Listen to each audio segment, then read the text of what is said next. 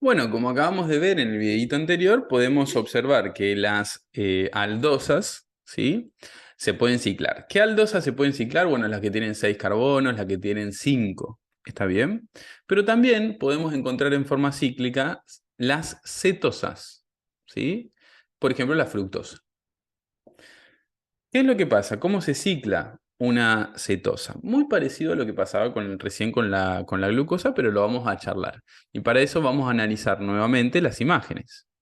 Tenemos inicialmente la forma lineal de la fructosa, ¿sí? El carbono 1, el 2, el 3, el 4, el 5, el 6, ¿sí? En el carbono 2 tenemos el grupo cetona, por eso esta es la cetosa, es la fructosa.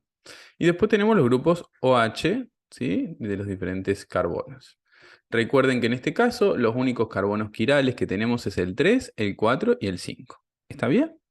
Cuando colocamos en un medio acuoso a esta molécula, a la fructosa, ¿qué es lo que pasa? Algo muy similar a lo que pasaba antes. El oxidrilo del carbono 5, del anteúltimo carbono, del último carbono quiral, el oxidrilo, pasa muy cerca, se dobla la estructura de carbonos y pasa muy cerca del carbono 2, el carbono que tiene el grupo funcional. En este caso, como el grupo funcional está en el carbono 2, ¿sí? ¿Qué es lo que sucede?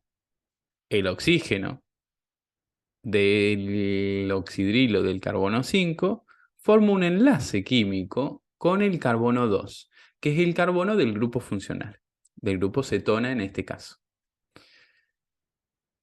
Ok, y va a pasar algo similar a lo que pasaba previamente. Desaparece un enlace de los dos que tiene con el oxígeno y también desaparece el hidrógeno del grupo hidroxilo y va hacia arriba. Ahí, perfectamente. Si ustedes recuerdan lo que hablamos antes, el carbono 2 no era un carbono quiral, pero ahora, al formarse este nuevo enlace, pasa el carbono 2 a ser un carbono quiral. Y se forma un ciclo aparte de todo esto. Fíjense. Si ustedes observan, yo sé que por ahí no es tan fácil de observar, pero si ustedes observan, tenemos el carbono 2 se une al 3, el 3 al 4, el 4 al 5, el 5 al oxígeno, el oxígeno al 2, el 2 al 3, el 3 al 4, el 4 al 5, el 5 al oxígeno, y así sucesivamente.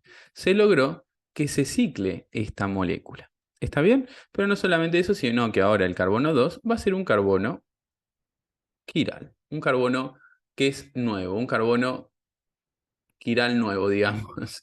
Ese carbono 2 va a ser muy importante y ahora lo vamos a ver. Igual que lo era en el caso anterior, el carbono 1 de las aldosas, en el caso de la glucosa, ¿sí? ¿Cómo queda este ciclo? El carbono 2 se une al 3, al 4, al 5, el 5 al oxígeno y el oxígeno al 2. O sea, ese sería el ciclo inicial. El carbono 2 se une al 3, al 4, al 5, el 5 al oxígeno y el oxígeno al 2. Ese es el ciclo de la estructura. El carbono 1 y el carbono 6 quedan colgando de la estructura, como se puede observar acá, el 1 y el 6. Y acá tenemos la fructosa, ¿sí? Nuevamente, como el carbono 2 no era un carbono quiral y ahora sí se volvió un carbono quiral, tengo que tener cuidado hacia dónde está este nuevo oxidrilo que se forma. Si está hacia abajo, tenemos la alfa-glucosa y si está hacia arriba, tenemos la beta-glucosa. Como siempre les explico, los carbonos quirales no pueden tener el oxidrilo hacia donde se le cante. Los carbonos quirales deben tener los oxidrilos en las posiciones adecuadas, ¿sí? Si no, esta sería otra molécula. Y como este carbono quiral, el 2, es nuevo, puede tener el oxidrilo hacia abajo siendo alfa-glucosa o arriba siendo la beta-glucosa, ¿sí? Algo importante que quiero que vean también es que los otros carbonos quirales, el 3, el 4, ¿sí?, mantienen la posición de sus oxidrilos. ¿Qué quiero decir con esto? Todo lo que esté hacia la izquierda va a estar hacia arriba en el ciclo. Y todo lo que esté hacia la derecha va a estar hacia abajo en el ciclo. Fíjense que en el caso del carbono 3, el oxidrilo está hacia arriba.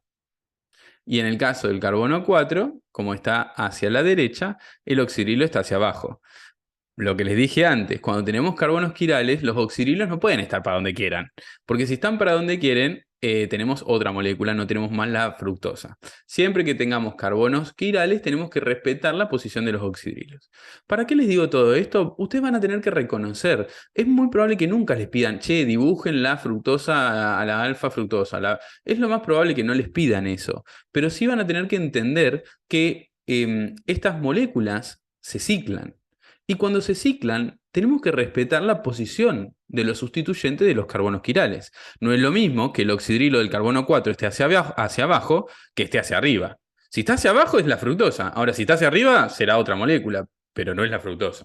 O sea que tenemos que tener cuidado en respetar siempre la posición de los oxidrilos, la posición de los sustituyentes de los carbonos quirales. ¿Sí? La alfa glucosa tiene el oxidrilo del carbono 2 hacia abajo.